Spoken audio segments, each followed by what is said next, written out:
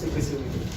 तो अपने में से एक स्टूडेंट ने क्या किया कि उसे पता था कि इन तीनों में से रिवीजन है ना सबसे लास्ट वाले की, ठीक है, पर उन्होंने गिनती कहाँ से शुरू की बताए, ठीक है, बावजूद उसको पता है कि सबसे लास्ट है, पर फिर भी वो क्या कर रहे हैं, गलत कर रहे हैं। तो 112 से नहीं है, एक है 113 से। किसका गलत था, और इसके बहाने से 2 सवाल गलत हुए थे। फिर इसी तरह का इसमें भी पूछ लेता शायद, तो वो गलत लगा दिया, ये गलत लगा दिया। तो थोड़ी सी अटेंशन रखेंगे अपन दिमाग की कि ऐसा नहीं कि अपन ये गलत कर रहे हैं। 113 14 15 है, 112 13 14 नहीं है, मतलब 5 की डिजिट पे खत्म हो रहा है, याद रखेंगे। अमूमन आसान सा सवाल पूछते थे कौन सा सेक्शन में दिया था, एक बार तो ये होगी सब रेफरेंस रिवीजन देखिए। दूसरी बात, सीआरपीसी में हम लोगों ने रेफरेंस कहाँ पढ़ा है, 362 395 395 एंड 396 है ना। वो डिवीजन रिव्यू 362 रिवीजन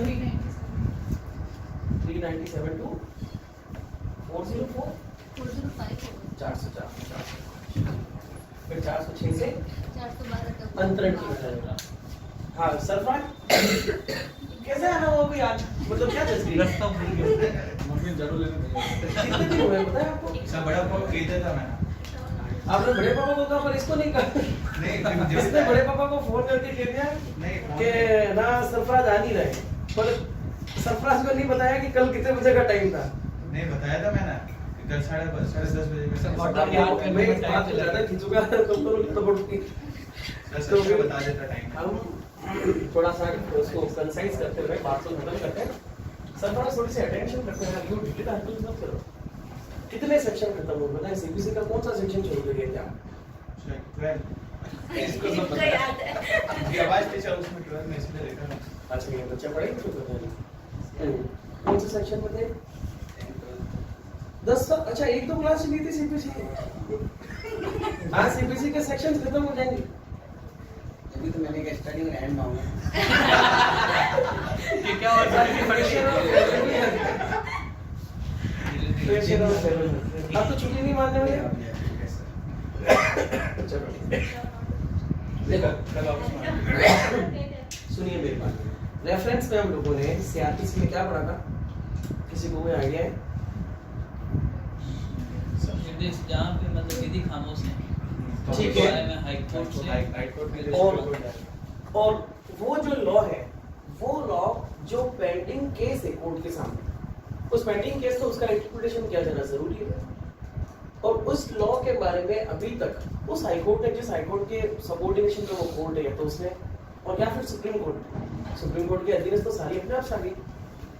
अच्छा उस हाई कोर्ट में जिसके वो अधीनस्थ, इसका मतलब क्या है कि यदि राजस्थान की कोई कोर्ट है तो राजस्थान हाई कोर्ट ने यदि उसको डिटरमाइन किया है, तो यदि मध्य प्रदेश और एमपी यूपी की कोई कर रही कोर्ट तब नहीं है ना, उस कोर्ट के सबऑर्डिनेशन में जिसके वो है वो हाई कोर्ट या फिर सुप्रीम कोर्ट ने उसको इंटरप्रेट अभी तक किया नहीं है ना। अब ऐसी स्थिति में उस केस को, उस पेंडिंग केस जो उस कोर्ट के सामने चल रहा है, उसको सेटिस्फाइड करना है, उसको निपटारा करना है, तो उससे बात पूछनी है कि सर अब मुझे क्या करना है, तो कोर्ट क्या करेगी, एक मेमोरेंडम बनाएगी, और ऐसे मेमोरेंडम किसको भेजा जाएगा, हाई कोर्ट सीआरपीसी में भी हाई कोर्ट को भेजा जा रहा है और सीपीसी में भी हाई कोर्ट को भेजा जा रहा है।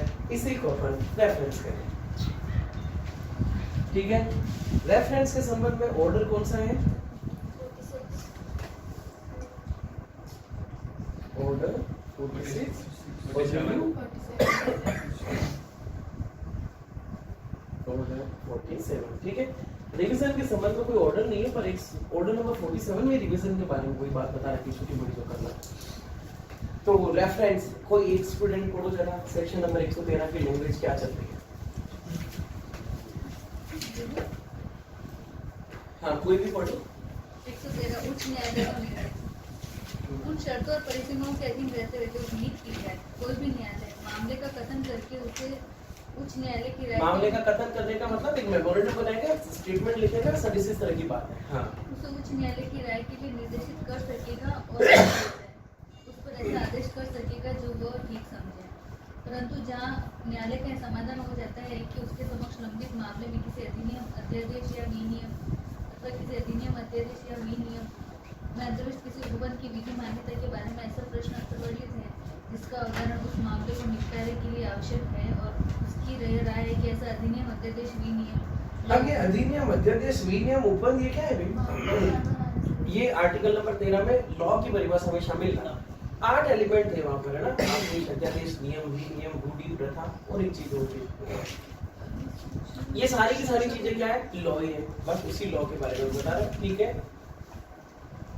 अधिनियम अध्यादेश विनियम या उपबंध अविधिमान्य या अपरिवर्तनशील है, किंतु उस उच्च न्यायालय द्वारा जिसके वह न्यायालय अधीनस्थ है या उच्चतम न्यायालय द्वारा इस प्रकार घोषित नहीं किया गया है, वह न्यायालय अपनी राय और उसके कारणों को उपवर्णित करते हुए मामले का कथन करेगा और उसे उच्च न्यायालय की राय के लिए निर्देशित करेगा। ठीक है, बस स्पष्टीकरण को छोड़ो। निर्देश का मतलब क्या समझ गए? निर्देश प्राप्त करना है हमें हाई कोर्ट से। इसको थोड़ा सा अपन रेगुलर फॉर्म में भी बताएं तो कैसे करेंगे?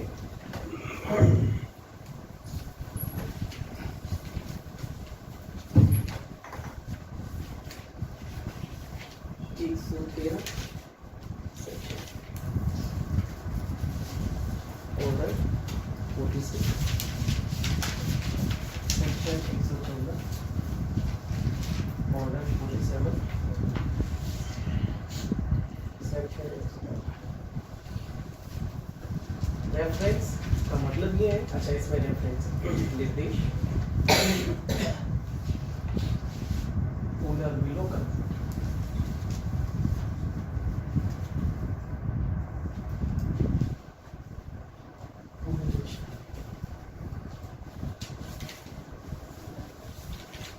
पुनर्निर्देश का मतलब ये है कि मामला लंबित है, अभी तक मामला सुन नहीं किया गया है, लंबित मामला, उसका एक कथन बना के हाईकोर्ट से राय प्राप्त करना, हाईकोर्ट से निर्देश प्राप्त करना।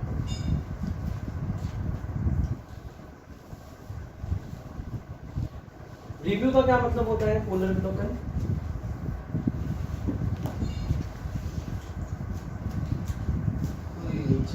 ऑर्डर पास कर दिया उसको चेंज करवाने के लिए से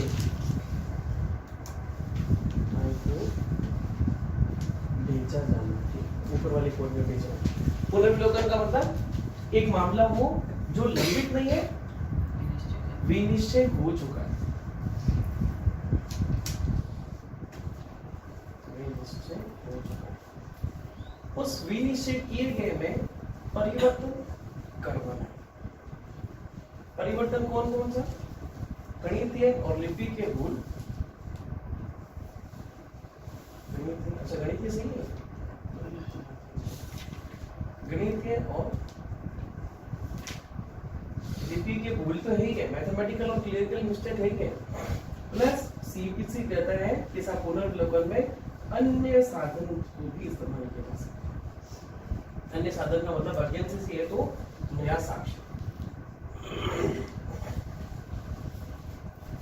जो मामला निर्देश में लंबित है वही मामला पुनरीक्षण में विनिश्चय हो चुका है। परिवर्तन किसके लिए? गणितीय और लिपि के भूल में परिवर्तन के लिए, या अन्य कोई साक्ष्य आ गया, अन्य कोई भी साधन जिसको नए चीज को अपन एड करवाना चाह रहे हैं, उसी न्यायालय में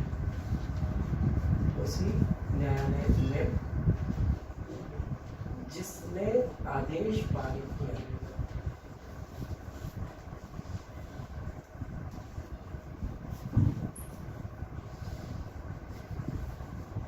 पुनर्विलोकन के लिए सेम न्यायालय में अपन एप्लीकेशन लगा रहे हैं कि सर आपके द्वारा इस तरह की बात हुई है, 10,000 रुपए की डिग्री की जगह आपने 1,000 रुपए की डिग्री पारित की, थोड़ा मेहरबानी करके आप वापस करो। और यदि वो कोई भी आदमी जो पुनर्विलोकन करेगा तो फिर वो अपील नहीं करेगा। यदि उसने अपील कर दी है तो फिर ये जो एक्सक्यूज कहाँ उठाएगा? वो अपीलेट कोर्ट में उठाएगा, सेम कोर्ट में नहीं करेगा। पुनरीक्षण, पुनरीक्षण भी क्या है? मामला विनिश्चय हो चुका है, मामले का विनिश्चय हो चुका है।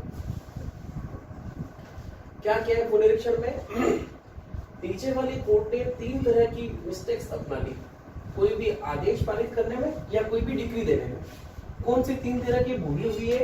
उस नीचे वाले न्यायालय से ऐसा किया है कि या तो नीचे वाले न्यायालय ने जो विधि के द्वारा उसको शक्तियां प्रदत्त कर रखी है उन शक्तियों का ठीक ढंग से प्रयोग नहीं किया, मतलब या तो उन शक्तियों का कम इस्तेमाल किया, कम प्रयोग, मतलब उतनी शक्ति जितनी शक्तियों का यूज करना चाहिए था वो उसने नहीं किया।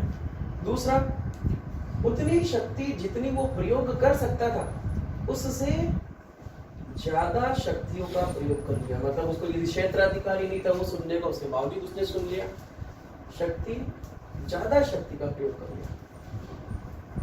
शक्तियों का मतलब समझना, शक्तियों का मतलब ये कोई स्पाइडरमैन और सुपरमैन की तरह ताकत नहीं है। शक्तियों का मतलब एक कोड जो काम करने में सक्षम है, वो वाली चीज है ना। या फिर जो शक्तियां उसको प्रदत्त की गई थी उसका अनियमित इस्तेमाल किया गया। अनियमित इस्तेमाल का मतलब कि साहब एक आदमी ने 6-16 की एप्लीकेशन लगा रखी है या 1-8 की एप्लीकेशन लगा रखी है, या फिर ऐसा मान लो कि मिनिमम समय दे रखा था कि किसी भी समन की तामील होने के बाद यदि कोई आदमी इतने समय में अपना रिटर्न स्टेटमेंट पेश नहीं करेगा तो उसके खिलाफ एक्स पार्टी का आदेश दिया जाएगा। क्या कहा मैंने? मिनिमम समय तय कर रखा था। क्या समय था कि 1 महीने में यदि कोई समन का जवाब नहीं दे, रिटर्न स्टेटमेंट पेश नहीं करे तो उसके खिलाफ एक्स पार्टी का आदेश दिए जाएंगे। पर नीचे वाली कोर्ट ने क्या किया, उस 30 दिन को पूरा होने से पहले क्या कर दिया, एक्स पार्टी। ये क्या हो गया, शक्ति एक ऐसी जो उसमें निहित थी पर उसका इरेगुलर इस्तेमाल किया। 1:17 अच्छा, मैं इसलिए इस चीज पर आगे अभी तक मैंने बताया नहीं। हाँ, 117 की एप्लीकेशन लगती है अभी वचन 6:17 ठीक है। ये अपन बताएंगे बेटा जब अपन ऑर्डर पढ़ेंगे ना। तो नीचे वाली कोर्ट ने क्या किया, विनिश्चय हो चुका है। कैसे विनिश्चय हुआ? शक्तियों का कम प्रयोग करके, शक्तियों का अधिक प्रयोग करके, शक्तियों का अनियमित प्रयोग करके। अब ऐसे किसी भी मामले को क्या किया, किसी आदमी ने ऊपर वाले कोर्ट में, रिवीजन जो है सिविल में हो रहा है वो हाई कोर्ट में ही हो रहा है, ऊपर वाली कोर्ट में जाके एप्लीकेशन मूव की, आवेदन किसका, रिवीजन का आवेदन। ऐसा है आवेदन प्राप्त होने पर हाई कोर्ट आदेश देता है क्या, नीचे वाले कोर्ट को क्या कहता है कि साहब आपके पास में जो भी दस्तावेज इस मामले के संबंध में, उन दस्तावेज को हमें भेज दो, सेंड कर दो, हम देखेंगे मामला क्या। तो पुनरीक्षण का मतलब नीचे वाली कोर्ट के द्वारा इन शक्तियों का इस्तेमाल करके दिए गए किसी भी आदेश को ऊपर वाली कोर्ट के द्वारा उस रिकॉर्ड को अपने पास मंगवा लिया जाना।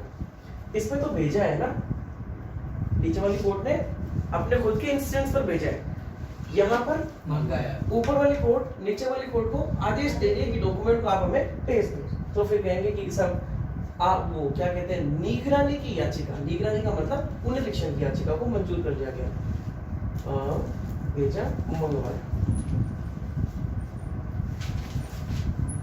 ये साहब पुनरीक्षण, पुनर्विलोकन और निर्देश।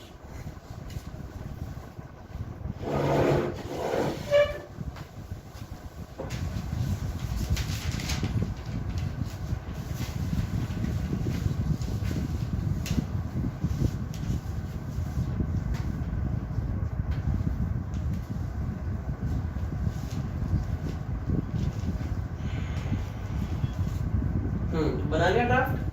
अब एक बार पढ़ो जरा। Neha, section number 114 पुनर्विलोकन। पूर्वोक्त के अधीन रहते हुए कोई व्यक्ति, अब पूर्वोक्त का मतलब किसके अधीन रहते? 113 के अधीन रहते हुए, निर्देश के अलावा किसी ऐसी डिक्री या आदेश से जिसकी इस संहिता द्वारा अपील अनुज्ञात है किंतु जिसकी कोई अपील नहीं की गई है। भाई अपील के लिए अलाउड तो किया है, मगर अपील यदि अपील कर देता है तो ये फिर अपील में पद करेगा आंसर। हाँ, फिर बाद में रिव्यू नहीं लगाएगा, फिर वो अपील में ही करेगा, ऐसी चीज को उठाएगा। ठीक है। किसी ऐसी डिक्री या आदेश से जिसकी इस संहिता द्वारा अपील अनुज्ञात नहीं है। अच्छा, कोई एग्जांपल बताओगे मेरे को जिसकी अपील अनुज्ञात नहीं है इस संहिता में? 10,000 से कम हो। एक तो ये हो गया 10,000 से रुपए से कम वाली की कोई अपील नहीं है, वो सहमति के आधार पर। अब सहमति के आधार पर कोई मामला तो पारित कर दिया, पर क्लैरिकल और मैथमेटिकल कोई मिस्टेक होगी, फिर क्या किया जाएगा, सेम कोर्ट में अप्लाई किया जाएगा पुनर्विलोकन के लिए। ठीक है। ऐसे भी निश्चय से जो लघुवाद न्यायालय के निर्देश पर किया गया है, ठीक है, अपने को व्यथित मानता है, वह डिग्री पारित करने वाले या आदेश करने वाले न्यायालय से निर्णय के पुनर्विलोकन के लिए आवेदन कर सकेगा। मतलब कहाँ जिसने उसी कोर्ट में जिसने वो आदेश पारित किया है या वो आदेश पारित किया है, ठीक है। और न्यायालय उस पर ऐसा आदेश कर सकेगा जो वो ठीक समझे। क्लियर है? पुनर्विलोकन में अपन ने लिखा है उसी न्यायालय में एप्लीकेशन करेगा जिसने आदेश या डिग्री पारित की है। रेफरेंस हमने कहा कि कोई एप्लीकेशन नहीं है, कौन मांग रहा है? कोर्ट खुद ही मांग रही है। जबकि पुनर्विलोकन और पुनरीक्षण, रिवीजन और रिव्यू में क्या हो रहा है? पार्टी जा रही है जो कि पक्षकार व्यतीत है, ठीक है। पुनरीक्षण उच्च न्यायालय किसी भी ऐसे मामले के अभिलेख को मंगवा सकेगा जिसका ऐसे उच्च न्यायालय के अधीनस्थ किसी न्यायालय ने भी निश्चय किया है और जिसकी कोई भी अपील नहीं होती है। अब ये शब्द लिख रखा है मंगवा सकेगा। इस मंगवा सकेगा का क्या मतलब है? ये क्यों कहना चाह रहे हैं कि सारे जो रिवीजन के एप्लीकेशन होंगे ना, वो एप्लीकेशन एक्सेप्ट किए जाने योग्य नहीं होंगे। रिवीजन की पिटीशन क्या हो सकती है? भी हो सकती है ना। मंगवा सकेगा, जचे तो मंगवाए, नहीं जचे तो खारिज कर दें। इसकी कोई भी अपील नहीं होती है और यदि यह प्रतीत होता है कि ऐसे अधीनस्थ न्यायालय ने ऐसी अधिकारिता का प्रयोग किया अच्छा है। एक मिनट, पुनरीक्षण केवल उसी मामले का होगा जिसपे अपील नहीं होती है, ठीक है। ऐसा अधीनस्थ न्यायालय ने ऐसी अधिकारिता का प्रयोग किया है जो उसमें विधि द्वारा निहित नहीं है। ऐसी शक्तियों का यूज किया जो उसमें थी नहीं। ऐसा अधीनस्थ न्यायालय ऐसी अधिकारिता का प्रयोग करने में असफल रहा है जो इस प्रकार निहित है। जो पावर थी वो दी जाने की, उसने वो एक्सरसाइज में नहीं लाई। ऐसे अधीनस्थ न्यायालय ने अपनी अधिकारिता का प्रयोग करने में अवैध रूप से या तांत्रिक अनियमितता से कार्य किया है। इरेगुलरिटी बताया मैंने, मिनिमम इतना काम करना ही करना था, पर उससे इतना समय का इंतजार करना था, पर उतना समय से इंतजार किए जाने के पहले ही उसने मामले को डिस्पोज कर दिया। हाँ तो उच्च न्यायालय उस मामले में ऐसा आदेश कर सकेगा जो वह ठीक समझे। ठीक है, न्यायालय को लगता है वकील साहब ने जो रिवीजन की एप्लीकेशन लगाई है, ठीक है, आगे चलो। परंतु उच्च न्यायालय किसी वाद या अन्य कार्यवाही के अनुक्रम में इस धारा के अधीन किए गए किसी आदेश में या कोई विवादित विनिश्चय करने वाले किसी आदेश में तभी फेरफार करेगा या उसे उल्टेगा जब ऐसा आदेश यदि वह पुनरीक्षण के लिए आवेदन करने वाले पक्षकार के पक्ष में किया गया होता तो वाद या अन्य कार्यवाही का अंतिम रूप से निपटारा कर देता। क्या कहा इसने कि साहब वो जो आदेश जिसको पुनरीक्षण किया गया है उसको तभी पलटेगा, मतलब तभी पलटेगा का मतलब कि वास्तव में जो नीचे वाले कोर्ट ने जो आदेश दिया है वो मेरिट और डीमेरिट को डिसाइड करने वाला है। और वो आदेश इतना भयंकर इरेगुलर तरह से दे दिया है कि इस चीज को कंसिडर कर लिया जाए तो जो आदमी आया है ना ऊपर कोर्ट में उसी के पक्ष में क्या होगा? फैसला होगा। अदरवाइज क्या कर देंगे? वो रिवीजन खारिज कर देंगे। साहब नीचे वाली कोर्ट के द्वारा फैसला बरकरार रखा जाता है, अतः नीचे वाली कोर्ट को निर्देशित किया जाता है कि वो अपने हिसाब से पक्षकारों के साक्ष्य प्रस्तुत किए गए साक्ष्यों के हिसाब से आदेश दे। नेक्स्ट, उच्च न्यायालय इस धारा के अधीन किसी ऐसी डिक्री या आदेश में जिसके विरुद्ध या तो उच्च न्यायालय में या उसके अधीनस्थ किसी न्यायालय में अपील होती है फेरफार नहीं करेगा अथवा उसे नहीं रोकेगा। ये सेम बात अपन ने वहां सीआरपीसी में देखी थी, याद है आपको? कि एक ऐसा मामला जिसकी अपील हो सकती थी पर उसने क्या किया? रिवीजन कर दिया। अब उस कोर्ट उसको कैसे वो करेगी? ट्रीट करेगी? अपील की तरह ट्रीट करेगी। याद है कुछ? उससे जस्ट पहले एक शब्द लिख रखा था कि इंटरलोक्यूटरी ऑर्डर की रिवीजन नहीं होगी। ठीक है, आगे। अब अच्छा, इसने भी क्या लिखा? यदि जिसकी अपील होती है उसको फिर एंटरटेन नहीं करेगा। न्यायालय के समक्ष वाद या अन्य कार्यवाही में कोई पुनरीक्षण रोक के रूप में प्रभावी नहीं होगी सिवाय वहाँ के जहाँ ऐसा वाद या अन्य कार्यवाही को उच्च न्यायालय द्वारा रोका गया है। क्या कहा इसने? देखो, अपन सीपीसी में भी क्या, सीआरपीसी में भी हम लोगों ने देखा कि किसी आदमी को सजा दी गई है और उसने ऊपर अपील कर दी, तो ऊपर वाली कोर्ट क्या देती है? नीचे वाले कोर्ट को आदेश देती है कि आप इसको सजा नहीं दें। और जरूरी नहीं है कि आदेश दे के दे, क्या कहे कि साहब चलते रहने तो तब तक ये भी सुन लेना। इसमें भी यही लिख रखा है कि पुनरीक्षण यदि कोर्ट के इसमें आदेश में हो गया है, किसी भी पक्षकार ने पुनरीक्षण कर दिया, तो इसका मतलब ये नहीं है कि नीचे वाली कोर्ट अपनी कार्यवाही को रोक देगी। किसी आदेश को रिवीजन करवाए पर वो कार्यवाही तो अपने हिसाब से चलती रहेगी जब तक कि ऊपर वाले का कोर्ट है। क्लियर है? ये थोड़ा सा सवाल ठीक लगता है। पुनर्विलोकन के लिए सेम कोर्ट में, पुनरीक्षण के लिए हाई कोर्ट में, मगर वो नीचे वाले कोर्ट से मंगवाता है। और रेफरेंस में कौन कर रहा है? पक्षकार नहीं, कोर्ट खुद ही एक स्टेटमेंट बना के कोर्ट को भेज रहा है। अब देखो भाई, इसके आगे 116 से लेकर 158 तक है। जनरल प्रोविजन ही है, इनमें से अमूमन क्वेश्चनों की जो वो होती है हायरार्की थोड़ी सी कम ही होती है, पर अब अपन केवल उन सेक्शन को ही देखेंगे जिसमें से अमूमन क्वेश्चन पूछे जाते हैं।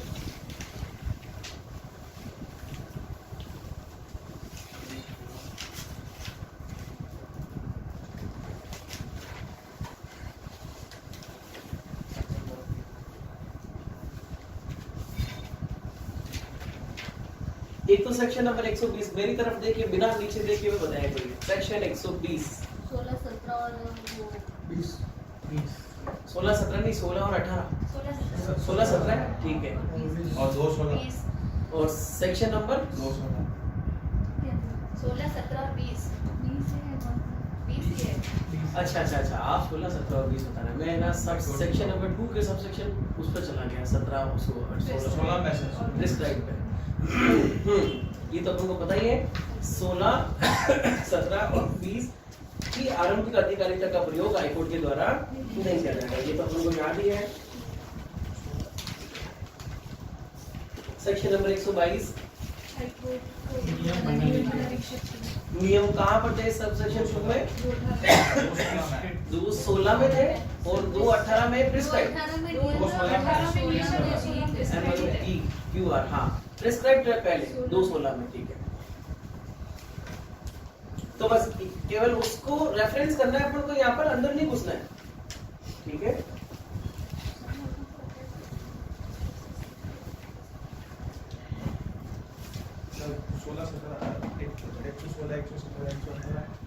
जो मैं बता रहा हूँ ना, इसका मतलब ये है जो नहीं बता रहा उसको डिफ्यूज कर रहा है ना, डिफ्यूज कर रहा है। कौन सा सेक्शन कहता है सीपीसी का कि यदि कोर्ट से ये कोई आदेश मांगा है जिसमें 5 रिलीफ मांगे थे, कोर्ट ने 4 रिलीफ तो दे दिए, पर ये सीपीसी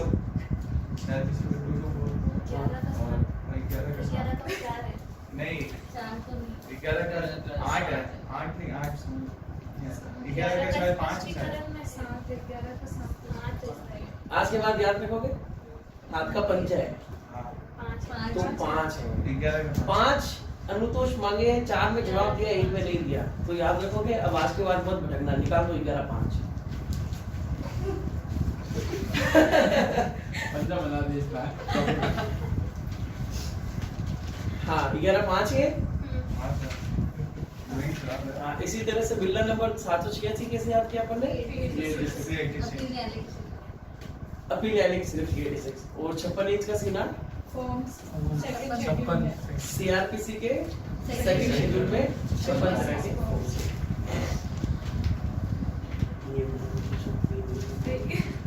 क्या हुआ?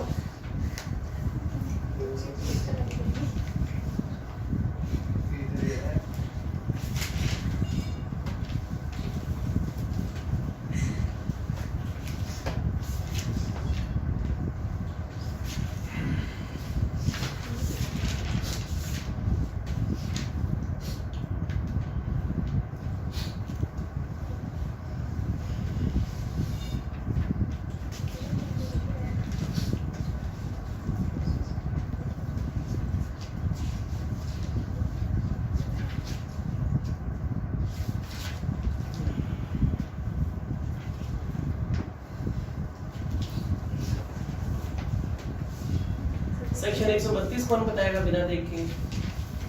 122 से 132 142 100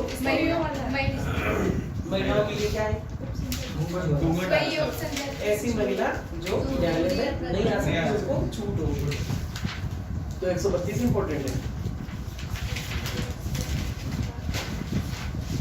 नहीं 129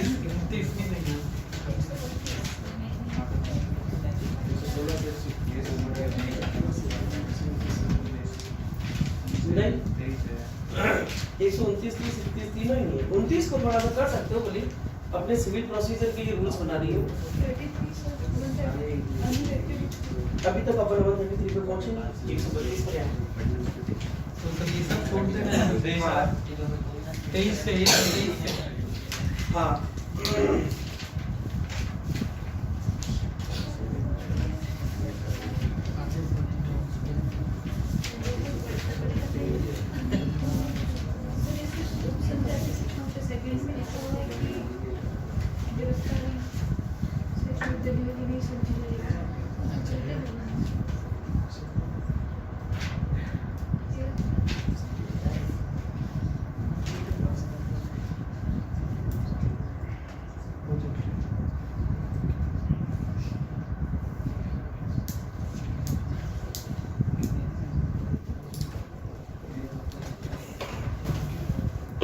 हाँ, किसके बारे में बात दिख रहा है बेटा ये? अपन ने क्या देखा था कि महिलाओं को गिरफ्तारी से छूट है, किसमें? सेक्शन नंबर 56 है। 56 में निरोधक गिरफ्तारी है। 56 है। 56 है। 56 है। क्या लिखा हुआ है वहाँ पर? धन के संदाय से अन्य लाभ गिरफ्तार किया जा सकता है, इसने ये लिखा है। जहाँ पर निश्चित नहीं है वहाँ पर तो उसको गिरफ्तार किया जा सकता है।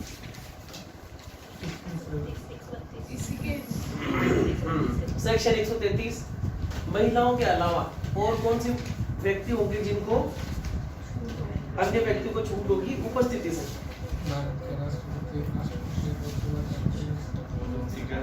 कर लोगे? ये मतलब वो है जो 11 जन है। क्या कह रहे हैं? 5-30 अच्छा बुलाने की वो संबंध वो तो संबंध की उसमें है कि उसको पत्र भेजा जाएगा और यहाँ पर ये तो वो आदमी है जिनको उपस्थिति के लिए छूट होती है। पत्र तो भेजेंगे। पत्र नहीं, पत्र लेटर बोल रहा है यार।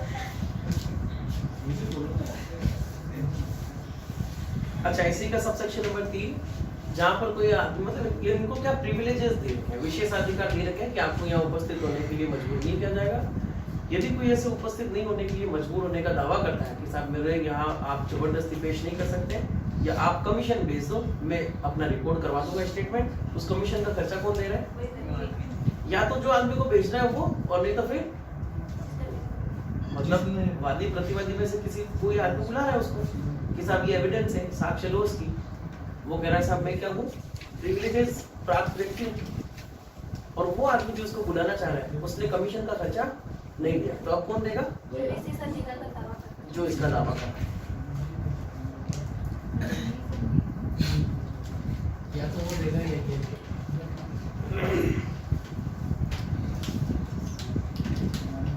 सेक्शन 135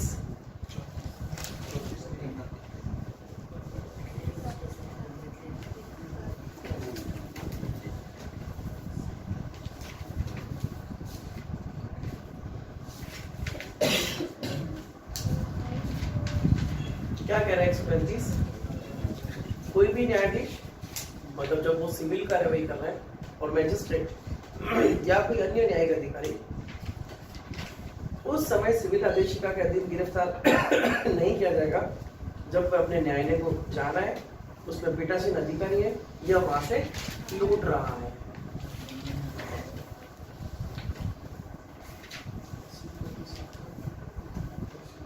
बस ठीक है उतना।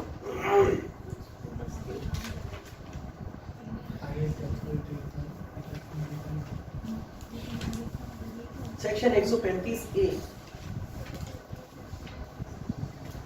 विधायी निकायों के सदस्यों को सिविल आदेशिका के अधीन गिरफ्तार करते हैं। सिविल आदेशिका के अधीन गिरफ्तारी है, डिग्री के निष्पादन के अधीन गिरफ्तारी नहीं है। सिविल आदेशिका का मतलब समन भेजा गया है या फिर कोर्ट का कोई दूसरा आदेश भेजा गया है, उसमें ये सारी जो अपन चीजें पढ़ रहे हैं। हाँ, तो 135A में कह रहे हैं कि विधायी निकाय का मतलब या तो संसद के सदस्य या विधानसभा के सदस्य या फिर संघ राज्य क्षेत्र की विधानसभा के कोई सदस्य, इन सभी को क्या किया जाना है? सबसेक्शन नंबर 1 का सबसे लास्ट वाली बात, और ऐसे अधिवेशन बैठक या सम्मेलन के 40 दिन पूर्व और 40 दिन पश्चात सिविल आदेशिका के अधीन गिरफ्तार या कारागार में निरुद्ध नहीं किया जा सकेगा। मतलब सेशन स्टार्ट होने वाला है और सिविल आदेशिका जारी हुई है और उसमें गिरफ्तार करना है, तो ऐसे अधिवेशन स्टार्ट होने के पहले 40 दिन के पश्चात उसको गिरफ्तार नहीं किया जाएगा।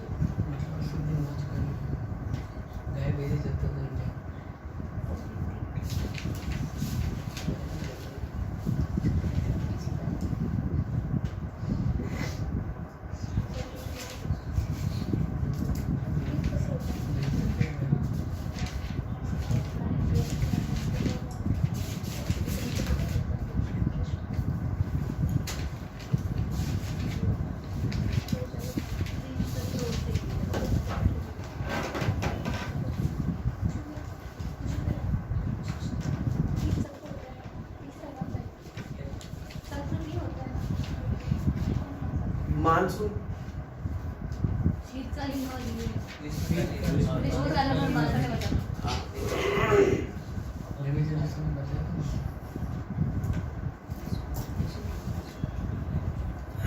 सेक्शन 137। हाँ, पल्लवी बताएगी सेक्शन नंबर 137 की बात सीआरपीसी में कहाँ लिखी हुई है? कौन सा सेक्शन इस तरह की बात करता है?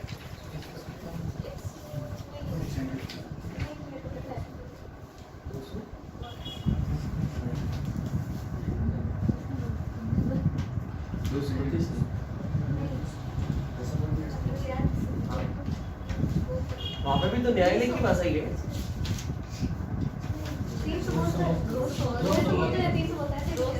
232 बोला था।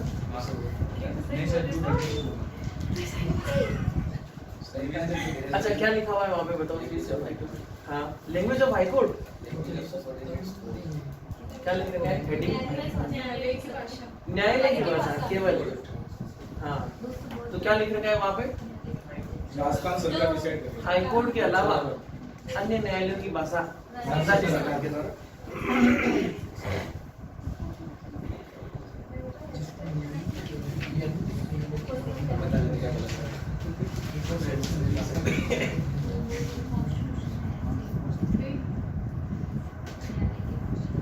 हाँ, जो हाई कोर्ट की लैंग्वेज है वही बाकी के कोर्ट की बनी रहेगी जब तक कि स्टेट गवर्नमेंट के द्वारा चेंज नहीं किया गया। तो सर हाईकोर्ट की भाषा कौन सी होती है? इंग्लिश। इंग्लिश। जाहिर सी बात है। मारवाड़ी दोस्त पर अब अभी कौन है चीफ जस्टिस साहब? चंद्रचूड़ साहब। चंद्रचूड़ साहब। हाँ, 50 वाला। बोला ना 4 भाषाओं में आएंगे जजमेंट। हाँ, उन्होंने 4 भाषाओं में जजमेंट आने की बात कर दी और अपलोड भी कर दिया। सुप्रीम कोर्ट के जजमेंट देखना हिंदी में भी आने लगे हैं। कौन सी साइड हाँ, चैनल ये हाई कोर्ट की साइड कौन सी है? राजस्थान हाई कोर्ट की तो राजस्थान दो है ही। सर ये लाइव लॉ के जो ना जजमेंट हिंदी में क्या क्या मैंने ट्राई की मुझे तो मिली नहीं इंग्लिश वाली निमित सर ने बोला था। मैंने एक बार लिंक भेजा था लाइव लोग हिंदी वाले का, उस पर ग्रुप पर बोला था कि इस पर आप इसको चैनल को सब्सक्राइब कर लेगा, व्हाट्सएप ग्रुप पर ऐड हो जाओ। ऐप है सर व्हाट्सएप ग्रुप है। वापस ग्रुप है हाँ, तो ज्वाइन कर सकते हो उसका सर ग्रुप ज्वाइन कर लो, वो फिर उसकी हिंदी में लैंग्वेज भेजता रहता है। चलो आगे चलते हैं। सेक्शन 139 का कभी क्वेश्चन आया नहीं है और ना इस बार आएगा। पर सीआरपीसी में ऐसी बात बताना कि शपथ कौन कौन दिलाता है? यही सब लोग होते हैं। कौन सा सेक्शन होता है? 297। आपने लिखा हुआ है यहाँ पर, पढ़ना नहीं है। 121 इसको भी 142 इंपॉर्टेंट क्वेश्चन है। 142 अपन को ऑलरेडी याद भी है।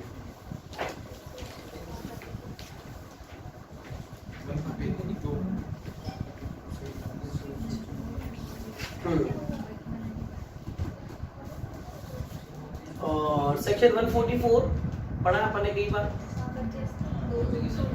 अच्छा, प्रत्यस्थापन के आवेदन की अभी अपन लैंग्वेज पढ़ेंगे, इससे पहले समझ लेते हैं क्या कि नीचे वाली कोर्ट ने कोई आदेश दिया और उस आदेश को एग्जीक्यूट भी करवाने लग गई नीचे वाली कोर्ट। और जो निर्णित ऋणी था वो भागा भागा गया कहाँ पर? अपीलेट कोर्ट में। और अपीलेट कोर्ट में उसने एक एप्लीकेशन लगाई और ये कहा कि आप नीचे वाली कोर्ट को आदेश दो कि जब तक कि अपीलेट कोर्ट इसको डिसाइड नहीं कर देती तब तक वो क्या करे, उस पर स्टे लगाए के रखे ना, एग्जीक्यूशन को रोक दे। इस तरह की एप्लीकेशन कौन से ऑर्डर में लगेगी? रूल 58 नहीं, रूल 58 नहीं, 26 है सर, 26 है। 26 32 में तो है बच्चा कि इसमें गिरफ्तार किया जाएगा या नहीं किया जाएगा। न्यायालय निष्पादन को रोक सकेगा। 26 है ना? एक बार पढ़ो जरा उसको बेटा, उसकी लैंग्वेज। न्यायालय निष्पादन को कब रोक सकेगा? वह न्यायालय जिसे डिक्री निष्पादन के लिए भेजी गई है, ऐसी डिक्री का निष्पादन पर्याप्त हेतु दर्शित किए जाने पर उपयुक्त समय के लिए इसलिए रोकेगा कि निर्णित ऋणी समर्थ हो सके कि वह डिक्री पारित करने वाले न्यायालय से यह डिक्री के उसके निष्पादन के बारे में अपील अधिकारिता रखने वाले किसी न्यायालय से निष्पादन रोक देने के आदेश के लिए आवेदन कर ले। या डिक्री या निष्पादन से संबंधित किसी ऐसे अन्य आदेश के लिए आवेदन कर ले जो प्रथम बार के न्यायालय द्वारा या अपील न्यायालय द्वारा किया जाता, यदि निष्पादन उसके द्वारा जारी किया गया होता या यदि निष्पादन के लिए आवेदन उससे किया गया होता। मतलब ऑर्डर 21 के रूल 26 की एप्लीकेशन कौन से कोर्ट में लगेंगे? उस सेम कोर्ट है ना, उस सेम कोर्ट में लग रही बच्चा। सेम इस तरह की एप्लीकेशन सीआरपीसी में भी लगाई थी अपन ने। एक सेक्शन था जिसमें ये कहा था उसने कि सर आपने सजा तो दे दी मेरे को, पर मैं जब तक ये अपील करूं तब तक का मुझे समय दे, आप एग्जीक्यूट नहीं करें। कौन सा सेक्शन था? 366 निष्पादन तो तब तक वो छूट देता ही उसी में तो होगा सर। 368 कि साहब वो सीआरपीसी में एक सेक्शन ऐसा था जिसमें कहा था उसने कि सर सजा हो गई, अब मेरे को इतनी मोहलत दो जब तक कि मैं अपील लगा दूं, तब तक आप उसको सजा को क्या करें, सस्पेंड करें, अपील करने का मेरे को टाइम दो। सर वो तो वैसे भी मतलब सस्पेंड ही रहती है ना, उसको आवेदन का आदमी तो बोलता है कि मतलब अपील करने का टाइम पे अगर एग्जीक्यूशन नहीं होता क्रिमिनल कोर्ट में। नहीं, यदि किसी को सजा देती ना बच्चा, तो फिर वो हाथों हाथ से उसी दिन से सजा शुरू होती है उसको। 389 3 साल 7 साल अलग अलग तरह की बातें बताई थी। यदि 10 साल से ज्यादा किए तो वो बीपी को सुनने के बाद में करेगा, 3 साल से कम किए तो फिर बीपी को सुनने का जरूरत नहीं है। सेम कोड में याद करना सेक्शन 389 में ये बातें की गई। हाँ अच्छा, यदि नीचे वाले कोर्ट के आदेश को वो अपील कर रहा है और अब अपील या कोर्ट से एक एप्लीकेशन लगा रहा है। अच्छा, ऑर्डर 21 रूल 26 की एप्लीकेशन कहाँ लगी? Same court. अब अपीलेंट कोर्ट में अपीलेंट कोर्ट का ऑर्डर लेना है हमें, तो फिर ऐसी एप्लीकेशन कौन से सेक्शन के फिर कौन से ऑर्डर में लगेगी? ऑर्डर 41 रूल 5 और 8 निकालो जरा एक बार। यदि आप मेरी बात को समझ रहे हैं तो उसको बैठाना अपने जहन में। वीरेंद्र आपका बैरक है भाई, सर आपने कहा तो आप बैरक ही लाएंगे। हाँ, खुशवीर मैंने क्या बोला, इसको नलिनी को बताओ एक बार। ऑर्डर 21 का रूल 26 और ऑर्डर 41 का रूल 3 और 5 में क्या डिफरेंस है? हाँ, ऑर्डर 21 में तो उसी कोड में एप्लीकेशन है और 41 अपील अधिकारी नाम अपील में अगर इसके करवाना है तो अपील ऑर्डर 41 5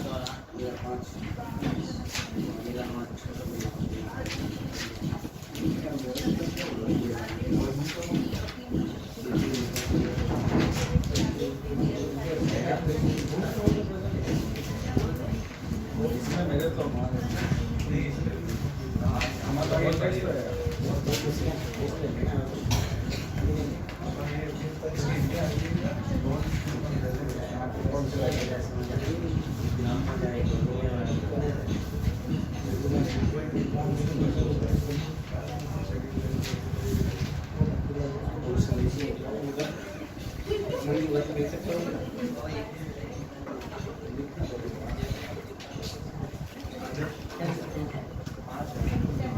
क्या फर्क आया भाई?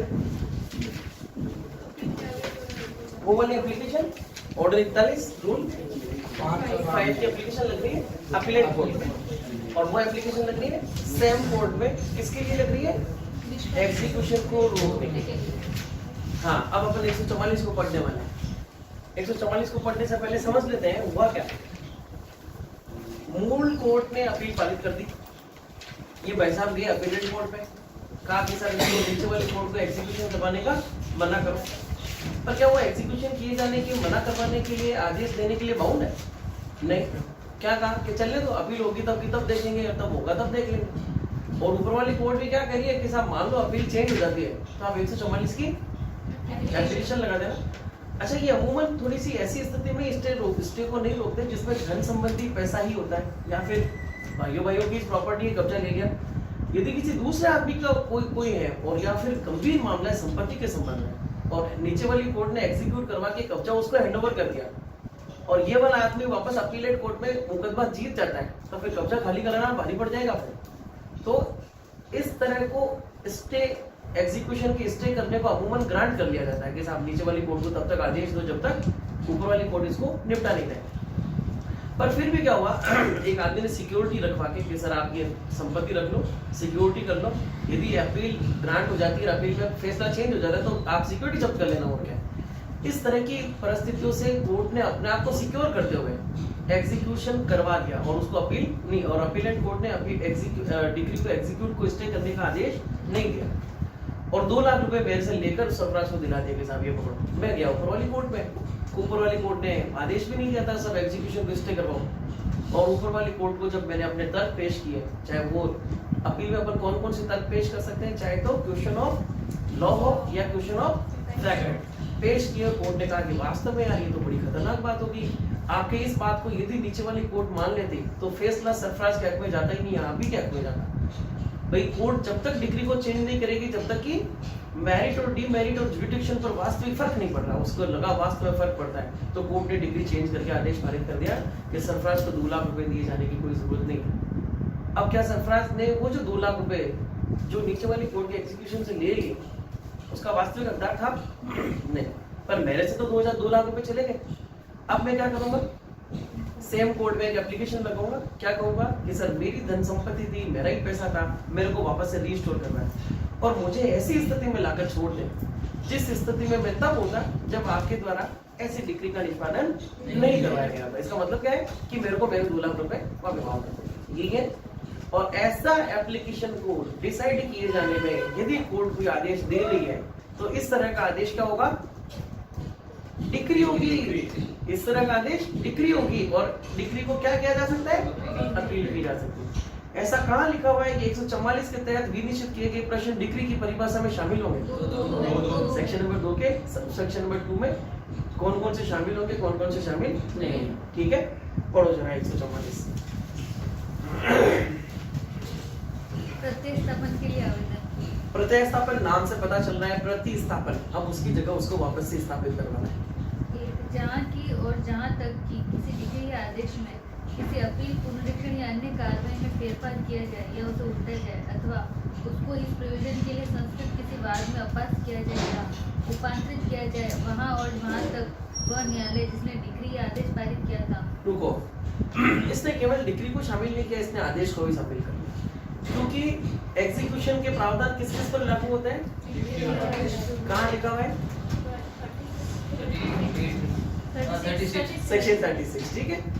अच्छा, केवल अपीलेंट कोर्ट को ही क्यों, जहाँ अपील नहीं होती तो वहां आदमी क्या करेगा, पुनरीक्षण करेगा, और पुनरीक्षण ने वो फैसला चेंज कर दिया तो, या फिर मामला सेटिस्फाइड कर दिया, खारिज कर दिया तो इसने सारी की सारी परिभाषा को शामिल कर दिया, केवल अपील नहीं, पुनरीक्षण और ये वो सब की सब चीजें रूपांतरित कर दिया है। फिर उस पक्षकार के आवेदन पर, उस पक्षकार के आवेदन पर जो प्रतिस्थापन द्वारा या अन्यथा कोई फायदा पाने का हकदार है, ऐसे प्रतिस्थापन कराएगा जिससे पक्षकार जहाँ तक हो सके उस स्थिति में हो जाएंगे जिसमें वे होते यदि वह डिग्री या आदेश या उसका वह भाग जिसमें फेरफार किया गया या जिसे उल्टा गया है या अपास किया गया या रूपांतरित किया गया है न दिया गया होता। अब एक काम करो, ये जो कोष्टक में बात पढ़ी लिखी हुई है ना, इसको मत पढ़ो और शुरू कहाँ से करें आप, कोष्टक कहाँ है?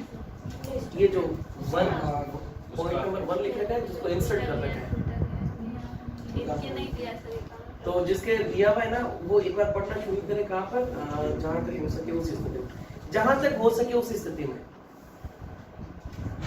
यहाँ से शुरू करें और फिर कोष्टक को छोड़कर उसके जस्ट आगे वाली लाइन पढ़ें। हमारे से ना सर दिया हुआ कि पढ़ने ही ना, हाँ नहीं पढ़ना तो है, पर मैं आपको थोड़ा सा एकदम फ्री करना चाह रहा हूँ कि एकदम समझ में आने, समझे मैं क्या पढ़ रहा हूँ। आवेदन पर जो प्रत्यास्थापन द्वारा या अन्यथा कोई फायदा प्राप्त करने का हकदार है, ऐसा प्रत्यास्थापन कराएगा जिससे पक्षकार जहां तक हो सके उस स्थिति में हो जाएंगे जिसमें वो होते यदि वह डिक्री और आदेश न दिया गया होता। ये वही बात है कि साहब ऐसी डिक्री या आदेश न दिया गया होता तो मैं ऐसी स्थिति में होता कि मेरे को 2 लाख रुपए देने की जरूरत ही नहीं थी। पढ़ना तो सब है, बस उसको थोड़ा सा बीच की चीज को हटा के अपने किया है। और न्यायालय इस प्रयोजन के लिए ऐसा कोई आदेश जिनके अंतर्गत खर्चा के प्रतिदाय के लिए कोई ब्याज, नुकसानी प्रतिकर और अंतकालीन लाभों के संदाय के लिए आदेश होंगे कर सकेगा। अंतकालीन लाभ भी मांग सकता है वो फिर इतने समय के लिए। क्या कहता है जुबेर अंतकालीन लाभ, या सिर्फ सरफराज आप तो थे, सेक्शन नंबर 12 तक थे। अंतकालीन लाभ को इंग्लिश में कहते हैं मैसने profit. What do you mean by Messner profit and which provision of CPC describe the provision about the Messner profit? रहना वो उसको तो याद है सर। जुबेर बताओ भाई वेस्ट में प्रॉफिट सर 2 9 वाला वही है ना, वो वाला 2 2/12 ऑर्डर दे दे, ऑर्डर 2 9 और 2 9 मैस्टर प्रॉफिट को परिभाषित करता है, अंतकालीन लाभ को परिभाषित करता है। डिग्री 2 वाला था और नहीं डिग्री और दोनों के निर्णय के बदले वो क्या देते हैं, आदेश देते हैं जो परिवर्तन कर सकते हैं अंतकालीन लाभ।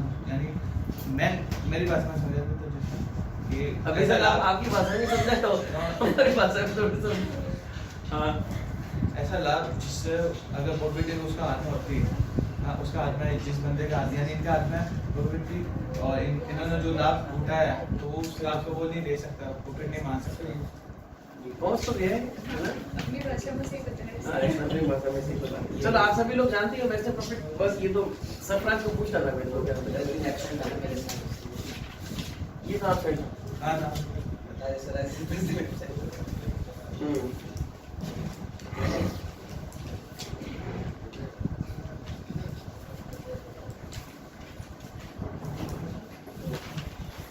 ये से तो जी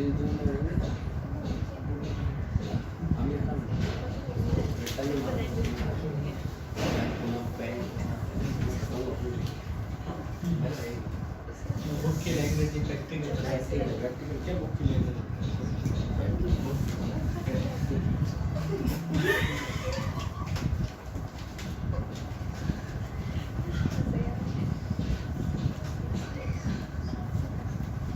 सेक्शन 148 कौन बताएगा बिना देखे? दीपक 148।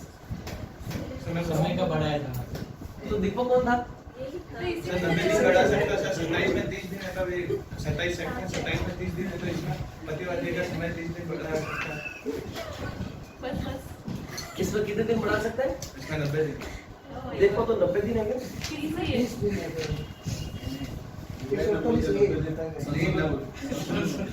नब्बे दिन से अधिक नहीं बढ़ा सकता। संशोधन हो गया। संशोधन हो गया और जुबेर के पास मांगे किताब। जुबेर ने बोल दिया संशोधन हो साल बढ़ा जाए।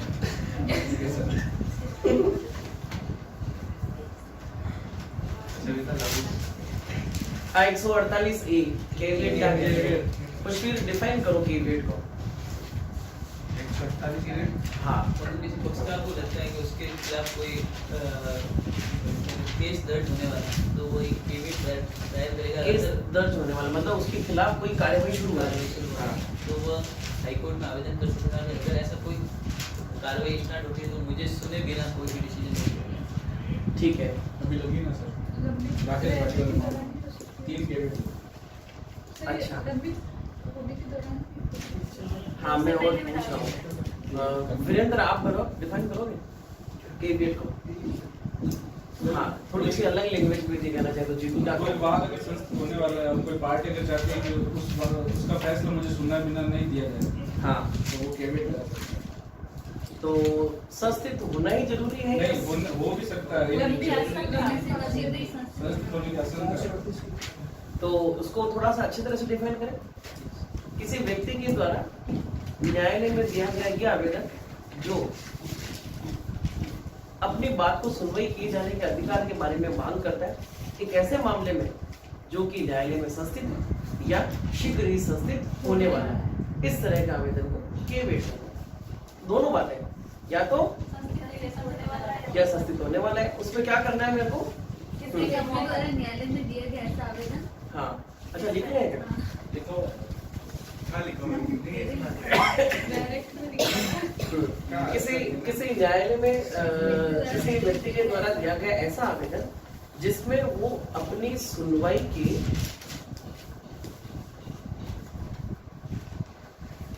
अधिकार की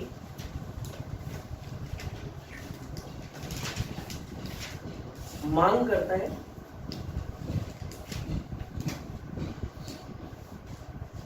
जो मामला या तो न्यायालय में संस्थित है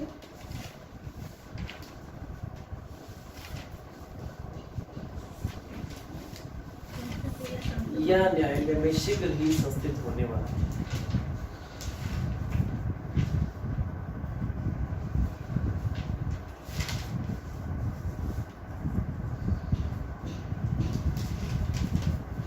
यदि चूक जाए वहां से याद नहीं आए तो यहाँ से शुरू कर देना। न्यायालय में संस्थित या न्यायालय में शीघ्र संस्थित होने वाला कोई मामला जिसमें कोई व्यक्ति अपनी सुनवाई का मौका चाहता है तो उसके द्वारा दिया गया आवेदन कैविएट कहलाएगा। अच्छा, कैविएट अपने सब चीजें पढ़ ली थी ऑलरेडी कि साहब उसमें वो डिमांड करेगा अपने बात को रखने के लिए कि साहब मेरे को सुने बिना ऐसा नहीं सुने, और कोर्ट इस तरह का आदेश दे देता है तो कोर्ट का आदेश कितने समय तक रहेगा? 90 दिन तक। और सामने वाले आदमी को मतलब जो या तो दावा पेश करने वाला है या जिसने दावा पेश कर लिया है उसको कैविएट दिए जाने की एप्लीकेशन कौन देगा, मतलब सूचना कौन देगा? जिसने कैविएट लगाई है। कैसे देगा? रजिस्ट्री तामील रसीद रजिस्ट्री डाक के द्वारा करेगा। और सबसेक्शन नंबर 5 लास्ट में 90 दिन के अवसान के पश्चात प्रवर्तन में नहीं रहेगी जब तक कि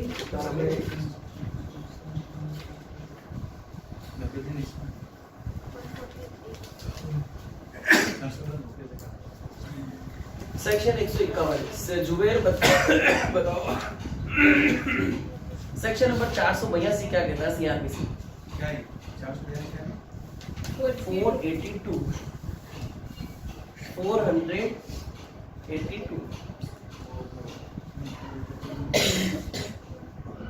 उच्च न्यायालय नहीं, सुप्रीम कोर्ट में उच्च न्यायालय।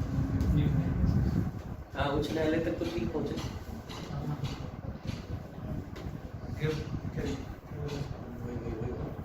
हाँ, सरसाज 482 से कौन सी? ये कह रहे हैं इनहेरिटेंट। हाँ, इनहेरेंट किसकी?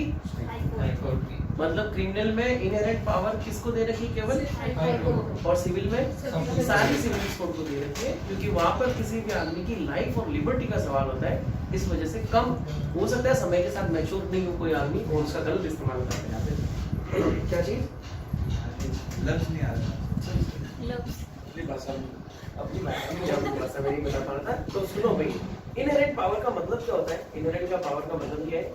एक ऐसा प्रोविजन जिसके बारे में सीपीसी के बारे में कुछ नहीं बता रखा, या दूसरा सीपीसी जिसके बारे में करने के लिए कोर्ट को मना नहीं करती।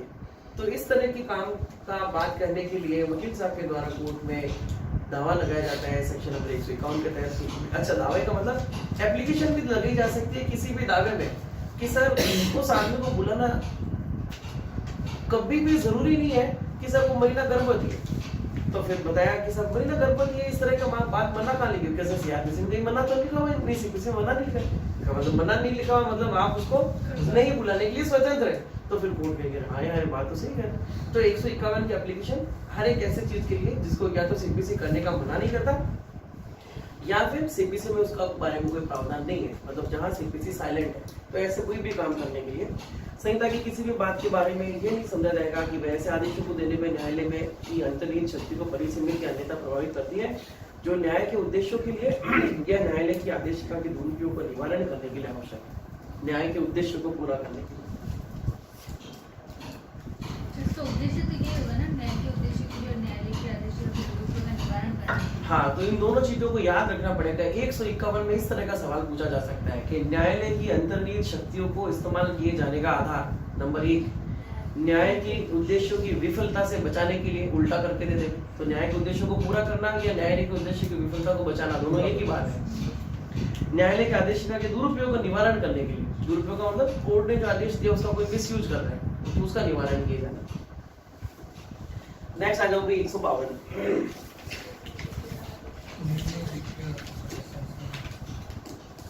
निर्णय, डिक्री और आदेशों का संशोधन।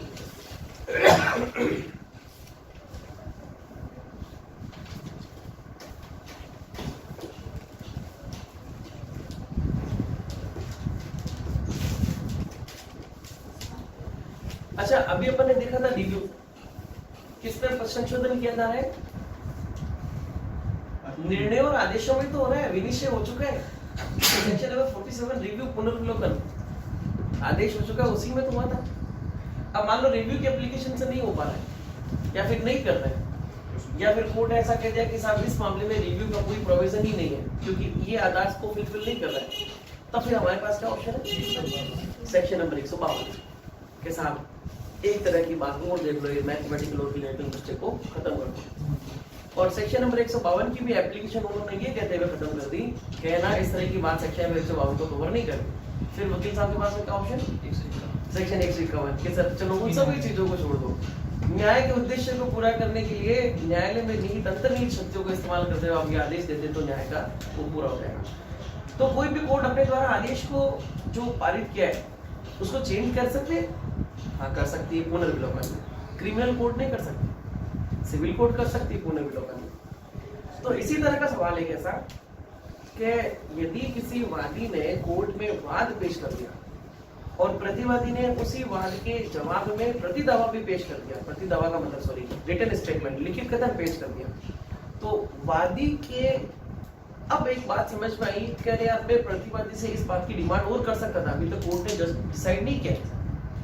या फिर प्रतिवादी के अब ये कोई ऐसी बात आई है कि साहब ना वादी के द्वारा ये जो मांग मेरे विरुद्ध मांगी जा रही है इसको खत्म करवाए जाने का मेरे पास एक नया आधार उत्पन्न हो गया और मैं अपना लिखित कथन चेंज करवाना चाहता हूँ। तो क्या कोई वादी अपना वाद पत्र या कोई प्रतिवादी अपना लिखित कथन, मतलब वाद पत्र और लिखित कथन को संयुक्त रूप से क्या कहते हैं, अभिवचन, मतलब प्लीडिंग्स। प्लीडिंग्स में कौन कौन शामिल है,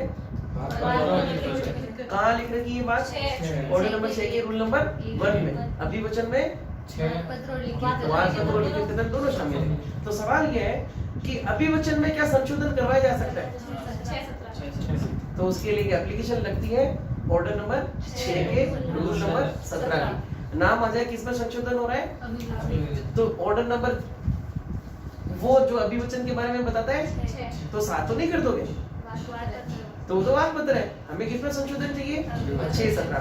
तो सेक्शन नंबर नहीं ऑर्डर नंबर 6 रूल नंबर 17 में संशोधन करवाए जाने की एप्लीकेशन कब तक लगाई जा सकती है, जब तक विवादों का स्थिरीकरण नहीं होता। और फिर उसमें आगे एक बात और लिख रखी है, निर्णय पारित हुए जाने के पहले तक कभी भी करवाया जा सकता है। अच्छा 6-17 के बाद में भी मान लो 6-17 की एप्लीकेशन पे कर दिया जो भी करना था और उसके बाद में भी किसी आदमी को कुछ नई प्लीडिंग्स आ गई दावे के साथ में, चल रहा है दावा चल रहा है, उसी में नई प्लीडिंग को एड करवाना चाहता है जिसको हम कहते हैं सबसीक्वेंट प्लीडिंग्स। दावा दर्ज किए जाने के बाद या लिखित कथन दर्ज किए जाने के बाद उसमें चेंज नहीं करवाना, कोई नई बात आ गई है तो उस नई चीज को उसके अनुसमर्थन में पेश करना। ऑर्डर नंबर 8 रूल नंबर 9 निकालो जरा, 6-17 भी निकालो और 8-9 भी निकालो।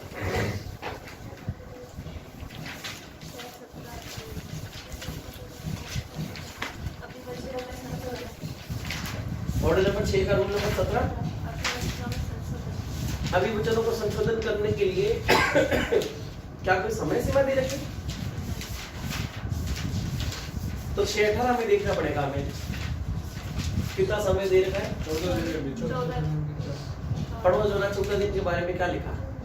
यदि कोई पक्षकार जिसने संशोधन करने की इजाजत के लिए आदेश प्राप्त कर लिया है उस आदेश द्वारा उस प्रयोजन के लिए परिसीमित समय के भीतर या यदि उसके द्वारा कोई समय परिसीमित नहीं किया गया है तो आदेश की तारीख से 14 दिन के भीतर तक अनुसार संशोधन नहीं करता है तो उसे यथास्थिति यथा पूर्वोक्त परिसीमित समय के या ऐसे 14 दिन के अवसान के पश्चात संशोधन के लिए तब तक अनुज्ञात नहीं किया जाएगा जब तक कि न्यायालय द्वारा समय बढ़ाया न जाए। मतलब क्या देखो इसमें 2-3 अलग-अलग तरह की बातें हैं।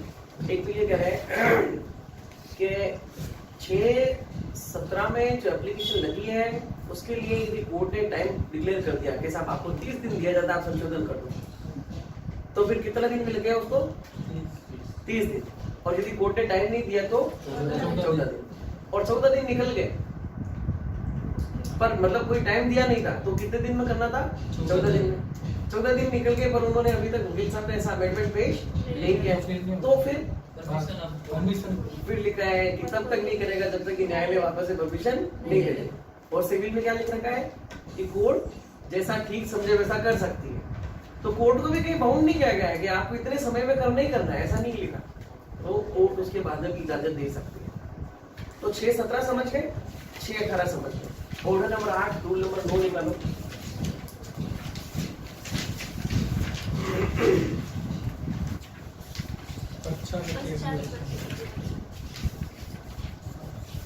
हाँ देखो ऑर्डर नंबर तो 8 अभिवचन की कर रहा है। अभिवचन का मतलब प्लीडिंग, प्लीडिंग में वाद पत्र और लिखित कथन दोनों आ रहे हैं। ये सबसीक्वेंट प्लीडिंग है। सबसीक्वेंट प्लीडिंग का मतलब उसके अलावा यदि आप कोई और मांग करना चाह रहे हो तो सबसीक्वेंट प्लीडिंग कोर्ट में ऑर्डर नंबर 8 रूल नंबर 9 की एप्लीकेशन लगा के एक नया चीज को प्रस्तावित किया जा सकता है।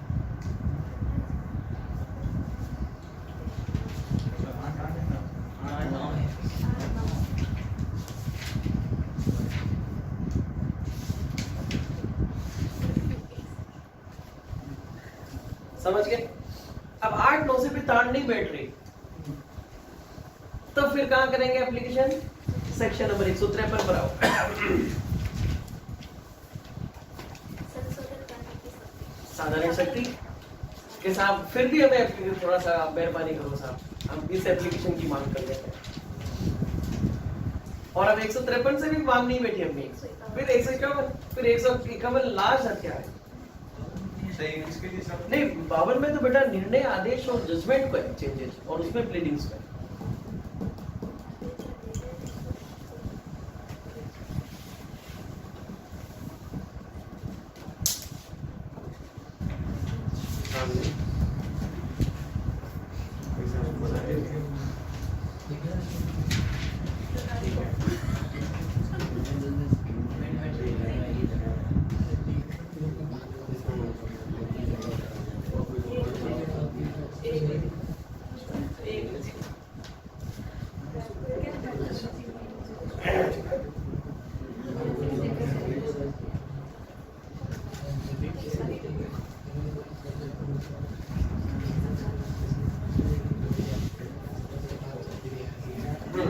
सेक्शन नंबर 153 भी समझ गए। फिर 153 से कार्रवाई कहाँ जाएगी? 151। ठीक है।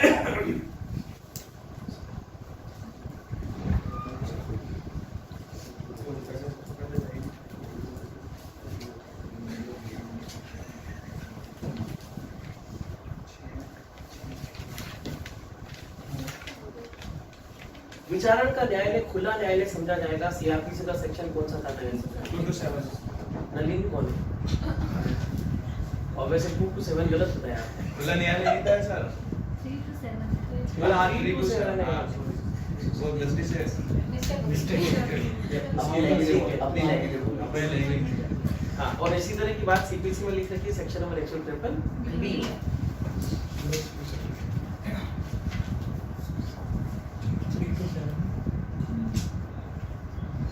कमरे में भी कर सकते हैं।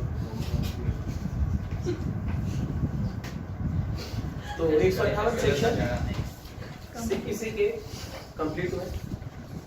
कल अपन करेंगे ऑर्डर्स। हाँ बस वो जो लास्ट के ऊपर डिस्कस करेंगे। कल हम लोग करेंगे ऑर्डर।